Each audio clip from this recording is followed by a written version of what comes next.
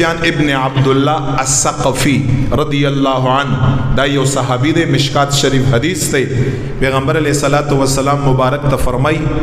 حضور مبارکہ دا سے خبر راتا اکڑا چه دا زما دا طول عمر دا پارا کافی بس چه ستا نپس پر طول عمر باندے یا رسول اللہ زبل چانا تپوس انکڑا بس ازما طول عمر دا پارا کافی حضور مبارک سور تا فرمائی استقامت تعلیم ورکی سور تا فرمائی قل سفیان ابن عبداللہ الثقفی قل او آیا آمنت باللہ ما یقین کڑے پا اللہ باندے یعنی ایمان راوڑا ایمان نپس پی ایمان کی چکم احکام دی اغا امنا داغی نپس فاستقم منلو نپس پاگے باندے طول عمر ہمیشوالے اکڑا جاری او ساری او ساتا یو ذلنا طول عمر پاگے باندے عمل کوا داستا دا سے عمل دے چیزمان نپس باندے ہی چاہتا دا سوال بالکل حاجت نرازی نبی علیہ السلام اے منگم آمنت باللہ ورسولہ ویلے دے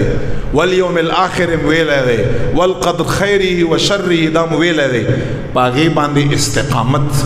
دا انتہائی ضروری سیز دی نو کدا تاسو کنٹینیو اساتا دا خپل عبادات او دا اغورز باندې ما دا خبر مخکم کړي و ګوره یو مثال یو سوچ فکر په ذهن کې ارچول غواړم په رمضان کریم کې زما او ستا په کورونو کې څه ناڅه عبادت یي یعنی نورو میاشتو په نسبت باندې لږ ډیری ماشوم په لاس کې تسبیح او ذکر او اذکار او زنانم تلاوت او سړیم تلاوت او خیرات صدقات او یعنی عبادات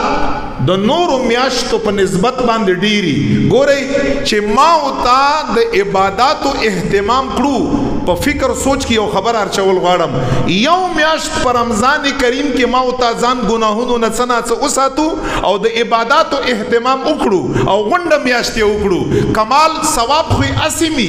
اجر خو اسمی خو دنیوي کمال پکې څه دی دومره برکت د زما او ستا پر رزق کې چې ما او ستا خپل بچي او چم گاون نورو خلکو سره مدد او معاونت کړی شو او په درستخان باندې څومره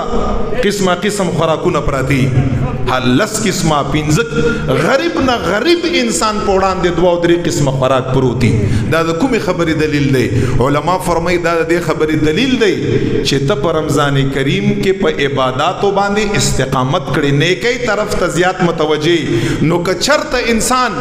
په باقی یولسو میاشتو کې عمدغه سیز برقرار وساته او په نیکیو باندې استقامت وکړه څنګه خیر او برکت چې الله تعالی په رزق کې په رمضان کریم کې نازل کړی دی عمدغه سي خیر او برکت به الله تعالی د په یولسو میاشتو کې خامخا نازل خو ما او تا خو عید الفطر په ورځ باندې هغه الته ارڅ پریدو هغه خیر او برکت هم ورسره الته پاتې شي عبادت نه کړو موږ تاسو رمضان مسلمانان کې خلک راته یي قرآن نه ده روزه مسلمانان زمونږ استاد لہذا اسلام دا یو بیل سیز دی دا صرف یو وقت پورې خاص نه دی چې په یو وخت کې بداسي کړو